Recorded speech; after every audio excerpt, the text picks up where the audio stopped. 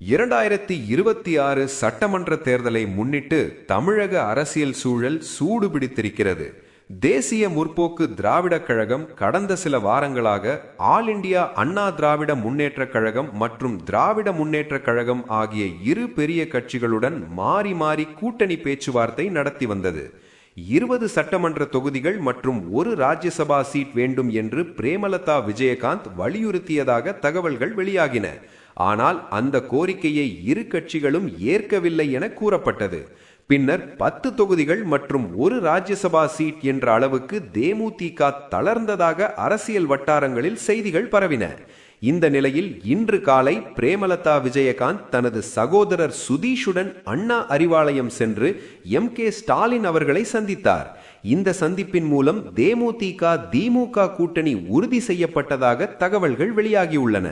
கடந்த 10 ஆண்டுகளாக தேமுதிகவில் யாரும் வெற்றி பெறாத நிலையில் இந்த கூட்டணி கட்சிக்கு முக்கியமான திருப்பு முனையாக பார்க்கப்படுகிறது.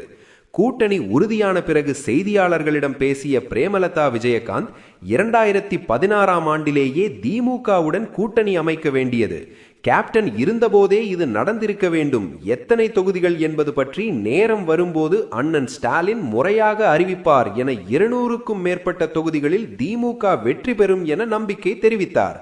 அப்போது செய்தியாளர்கள் நீங்கள் தேர்தலில் போட்டியிடுகிறீர்களா என கேட்டபோது அதற்கு பின்னர் அறிவிப்பேன் என அவர் சிரித்தபடி பதிலளித்தார். தமிழக அரசியலில் இந்த புதிய கூட்டணி எந்த மாற்றத்தை கொண்டு வரும் என்பது தற்போது பெரிய கேள்வியாகி உள்ளது.